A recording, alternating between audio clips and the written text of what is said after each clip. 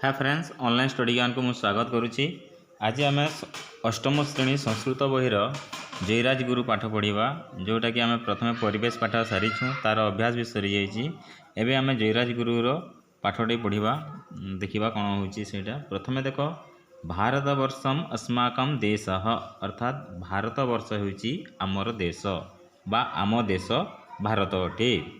एषः देशः अस्माकं मातृभूमि, अर्थात एषः देशः एही देशटी अस्माकं मातृभूमि। अस्माकं कहले आम्भ मानकर, मातृभूमि बोले जोठारे आम जन्म करथाऊँ। कौ देश आम जन्म ग्रहण करिछुं बा आम जन्म देशटी कौन बोले भारत। तो एषः देश अस्माकं मातृभूमि, अर्थात यही भारत देशटी आमर मातृभूमि अटे। तुम मातृभूमि कौन बोले आम भारत भारत देश बोलिक कहवा। वयं सर्वे अस्य दायादाः, दायादाः कहले संतान। बहिर तली भी यार अर्थ पाइब। तो दायादाहर अर्थ कहले संतान। संतान बोले पुओ झील, माने गोटे बापार पुओ झील जो थाए से बापार संतान बोली आम ताकू कहवा। वयं सर्वे, वयम अर्थ होची आम्भे माने, सर्वे बोले समस्ते, अर्थात आम्भे माने समस्ते अस्य दायादाः एहार संतान अटू। कहार संतान अटू? भारत देशर संतान अटू। आम भारत देशटी कौन कहले आम भारत देशटी जन्मभूमि बा मातृभूमि बोली आम कहवा। नेक्स्ट, अस्माभिः एषा मातृरूपेण पूज्यते। कर्मवाच्य अच्छी अस्माभिः पूज्यते, अर्थात आम्भे माने पूजा करूँ। काहाकू? एषा मातृरूपेण, अर्थात माँ रूपरे, माँ परी आम यहाँ पूजा करूँ। काहाकू पूजा करूँ? भारत देश को माँ परी आम पूजा करिथाऊँ।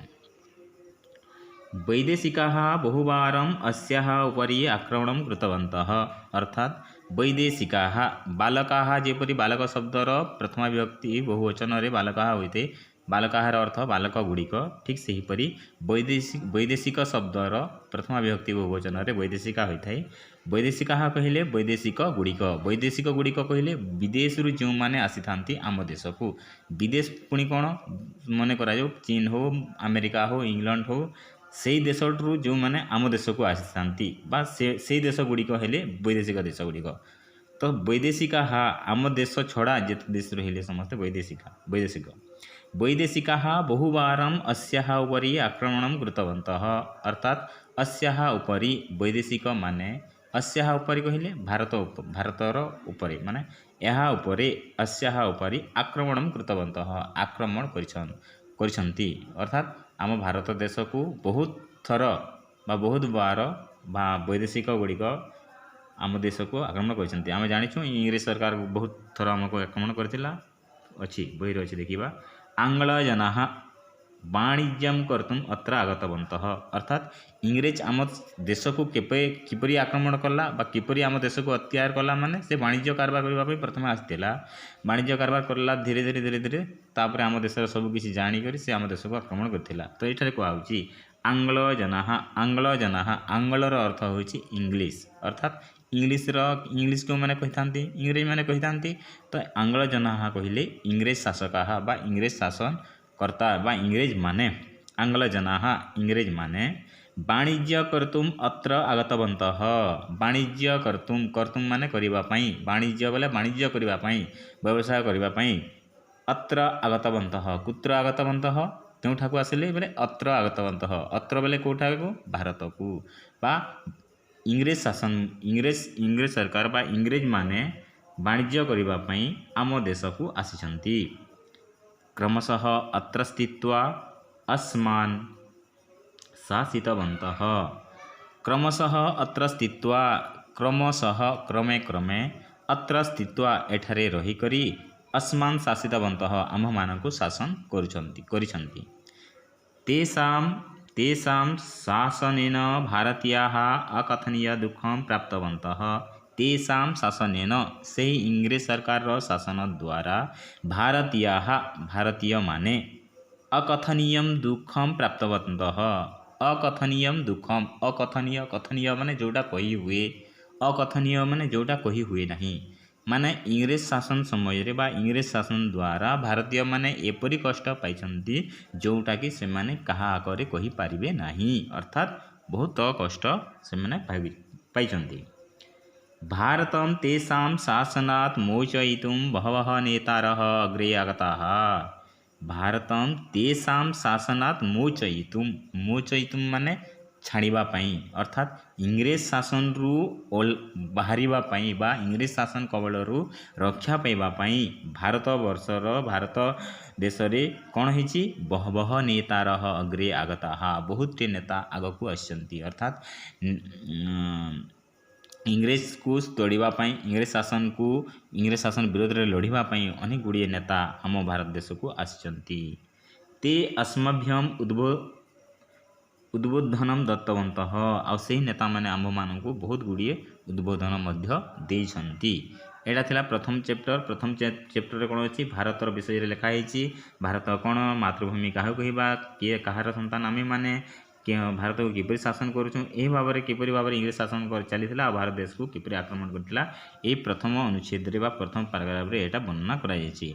ए प्रथम पैराग्राफ रे केतेटा शब्द अछि जेपरि कि अस्माकम अस्माभिहि अस्मान अस्माभ्यम वयम यही शब्द गुड़िक डीप कलर बोल्ड कलर कर माने गाढ़ कला कलर कर कारण यह गोटे शब्द रूप आ से शब्द रूप को कहुए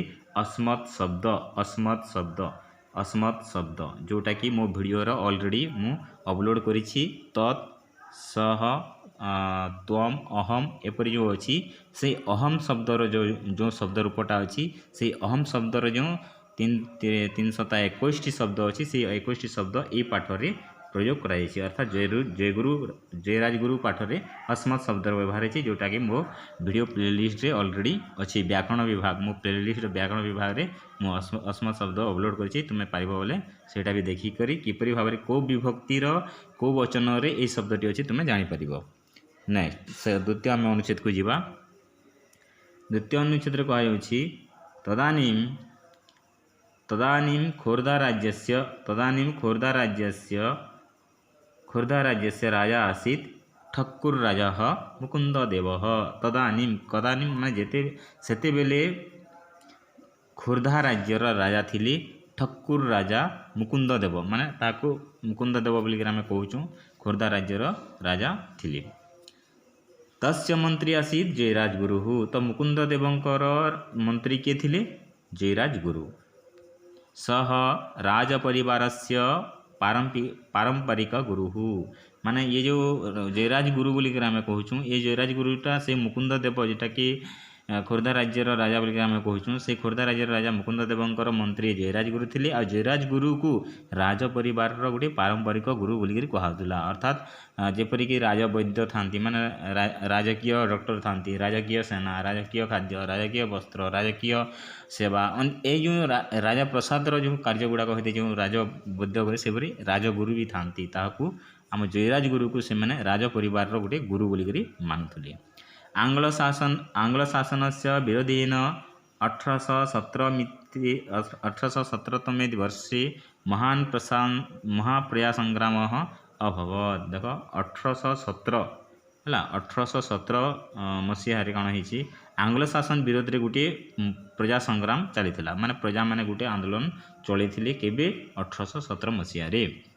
तस्य संग्राम से मुख्य भूमिका नीतवान जयराजगुरु आ से संग्राम रो मुख्य भूमिका नेथिले जयराजगुरु। तस्य भाषण शाणितम अस्त्रमिव आसीत् तांकर भाषणटी कहार भाषणटी जयराजगुरु भाषणटी शाणितम अस्त्रमिव आसीत् अर्थात शाणितम सते कि गोटे तरुआल को निशी थिबा टांगिया को आमे निशी थाउ माने तार धार आसीबा पई माने सेटा निशीबा द्वारा तीक्ष्ण करने द्वारा कौन हुए शीघ्र शीघ्र कटा जाए सेटा को शाणितम बोली कहुए। शाणितम अस्त्र अर्थात से अस्त्र को धार देथिबा। तस्य भाषण शाणितम अस्त्रमिव आसीत् माने एपरी आमे केते लोकन कथा एपरी थाई जोटे पूरा काटी थाई माने ता कथाटा मते बाधिला अर्थात ता कथार किसी दम अच्छी जोटा आमे कहि थाउ सेपरी तांको भाषणटा सेपरी दम थिला ताकत थिला सेति पई तांको भाषण को समस्ते मानुथुले। तस्य आह्वानेन पाइक जाति मिलिता तांकर आह्वान द्वारा तांकर भाषण द्वारा पाइक जाति मिली सर्वे मिलित्वा आंग्ल शासकानां प्रतिरोधं कृतवन्तः। जयराजगुरुଙ୍କ नेतृत्व रे प्रजा संग्राम हैला एबे तांको भाषण द्वारा बा तांको कथा द्वारा पाइक जाति आसिले एवं समस्ते मिलिकरी कौन कले आंग्ल शासकानां प्रतिरोधम कृतवन्तः अर्थात इंग्रेज मानकर शासन के बा इंग्रेज शासन के से प्रतिरोध कले छेकिले अर्थात तुम्हें आम देश भाग कहले तोड़िले। तो यहाँ था 2 नंबर परिच्छेद जयराज गुरु किए तांकर राजा किए से किपर प्रजा संग्राम रे जोगदेले तांकर भाषण द्वारा किपर पाइक जाति मिलित थे 2 नंबर अनुच्छेद आम पाइगले। एवं शेष अनुच्छेद कौन अच्छी देखा बणिज आंग्लजना अतीव चतुरा एवं इंग्रेज मान विषय में यही पाराग्राफ कहुई जे बणिज आंग्लजना अतीव चतुरा अर्थात इंग्रेज माने अत्यंत चतुर थिले ते गुप्तपथेन निसार्धे दुर्गम प्रविष्टा ते के माने आमर आंग्लजना गुप्तपथेन निसार्धे निशा प्लस अर्धे निसार्धे निशा माने राति अर्धे माने अधा अर्थात अर्धरात्रि रे दुर्गम प्रविष्टा अर्थात दुर्ग को प्रवेश कले माने रात्रि अर्धरात्रि अर्थात 12टा बजते रात्रि 12टा समय रे से माने दुर्ग को माने से राजप्रसाद को गुप्त पथिन को बाटर पुणी देती गुप्त पथिन माने गोटे सुरंगटे थाए जेपरिक गोटे 2-3 किलोमीटर रे बाहर माने गोटे जगार तुम समीज आ 2-3 किलोमीटर पर बाहर भितर भितर माने माटीर अंडरग्राउंड रास्ताटीए थाए आगुरी सेपरी कराला कहीं एमरजेंसी जदि किसी दुर्घटना घटवाई आसूची ताहले सेटे राजा हो राजकीय परिवार मैंने से बाटे जाकरी बाहर थे ठीक से ही दुर्गटी मैंने देखी इंग्रेज मैंने से दुर्ग मध्यरु देकी एमाने से रास्ता देकी दुर्ग को प्रवेश करछंती को माने इंग्रेज माने कौशलेन राजगुरुम निगृहीतवन्तः बोले नहीं गले है क्या राजगुरु को किपरि कौशलेन बोले छल कंपट मैंने कले आने रात्रि आसिक राजगुरु को बांधी कर नहीं गले बंदी कर नहीं गले ततः बहुत दूरम बालेश्वरम तम नीतवन्तः तापरे बहुत दूर बालेश्वर को से नहीं गले ततः मेदिनीपुर से बाघतोटा इति स्थाने तस्य विचार अभवत तापरे कौठा को बालेश्वर को मैंने नहीं गले बालेश्वर पुणी कौठा को मेदिनीपुर से बाघतोटा बालेश्वर पुणी मेदिनीपुर आ मेदिनीपुर बाघतोटा गोटे स्थान अच्छी से स्थान रे नहीं यहाँ विचार अभवत अर्थात विचार कले अर्थात या कौन करवा मारिबा ना तोड़वा ना कौन कौन करवा सेटा से बारे चिंता कले एकस्य बटवृक्षस्य शाखायां तस्य बंधनं कृतवान् बटवृक्ष बरगछ र शाखायां गोटे शाखारे तामने या बांधी देले क्या जयराजगुरु को सह जीवनम त्यक्तवान् किंतु आंग्ल शासकानां बसतां न स्वीकृतवान् अर्थात से जो बटवृक्ष रे माने ताको टांगी के झुलाई के माने ताको फांसी देला फांसी देछंती ये कौन करछि से मरी बसी जाइछंती हेले इंग्रेज शासन को सपोर्ट रे जाई नाहंती बा इंग्रेज शासन को तांकर कथा को से मानि नाहंती तांकर आश्रय नहीं नाहंती सह जीवनम त्यक्तवान् से जीवन को त्याग करले हेले किंतु आंग्ल शासकानां बसतां न स्वीकृतवान् आंग्ल शासक मानकर बसता तांको कथा को से स्वीकार कले नहीं तस्य मरणात् परं बहवः राजगुरु सदृशाः स्वाधीनता सैनिकाः उत्पन्नाः से मरीगला परे बा जयराजगुरु मृत्यु परे मरणात् परम अर्थात मरण परे परे परम माने परे बहवः बहुत गुड़िए राजगुरु सदृशाः जयराजगुरु सदृश परी स्वाधीनता सैनिकाः उत्पन्नाः स्वाधीनता सैनिक गुड़िक उत्पन्न हेले जन्म नेले किंतु राजगुरोः देशप्रेम इतिहासे स्वर्णाक्षरी लिपिबद्धम अभवत हेले राजगुरुंकर जो देश प्रेमटी थिला से देश प्रेमटी इतिहास रे स्वर्ण अक्षर रे लिपिबद्ध हैला तस्य त्याग बलेन उत्कल जननी धन्य अभवत तांकर त्याग बल रे उत्कल जननी अर्थात आम जो ओडिशार माँ बा ओडिशा धन्य हैला वयम अपि तस्य मार्गम अनुसृत्य देशस्य रक्षां करिष्यामः आमे माने मध्य तांकर मार्ग को अनुसरण करी देशर रक्षा करिबा माने जयराजगुरु जो पथरे गले जयराजगुरु जेपरी ताको देश प्रेम थिला जयराजगुरुंक द्वारा जेपरी आम उत्कलर गौरव हैला देशर रक्षा हैला इंग्रेज शासन तोड़िबा पई जेपरी से आग पर होते ठीक से हीपरी तांको रास्ता आम अनुसरण करी आमे माने मध्य आम देश को रक्षा करिबा बोली करी कुआ जाउछि अतः उद्घोषयामः एणुकरी कहुए जे मातृभूमि भारतम मम शिक्षा देश रक्षा मम दिशा मातुः रक्षा अर्थात मातृभूमि होछि भारत आमर मातृभूमि भारत मम शिक्षा देश रक्षा अर्थात मोर शिक्षा बा मु जो शिक्षा करुच्ची कौन पे शिक्षा करुच्ची ना देशर रक्षा करने देश को रक्षा करने शिक्षा करुच्ची आउ मम दीक्षा मातृरक्षा अर्थात मु दीक्षा नौची मु कौन दीक्षा नौची मातुः रक्षा माँ को मु रक्षा करी यहीपरि भाव में ये आम जयराजगुरु पाठ सरी जाइए प्रथम अनुच्छेद द्वितीय अनुच्छेद तृतीय अनुच्छेद प्रथम अनुच्छेद रे भारत कौन भारतर संतान आम कहीं नुहे बा किपरि भाव में आम भारत रे लोक मैंने दुखनीय भोग करते कहुई एवं द्वितीय पाराग्राफ कहुई जयराजगुरु किए राजा किए किपरि भाव से पाइक जाति को भाषण द्वारा आणिले एवं शेष अनुच्छेद बा तृतीय अनुच्छेद कहुई किपरि भाव चतुर बणिजक आम इंग्रेज शासन माने गुप्त पथरे आसिकरी जयराजगुरु को लेकर पुणी बालेश्वर को लेकिन मेदिनीपुर बागतोटार एक बरगछरे बांधिकी किपरि मृत्युदंड देले आउे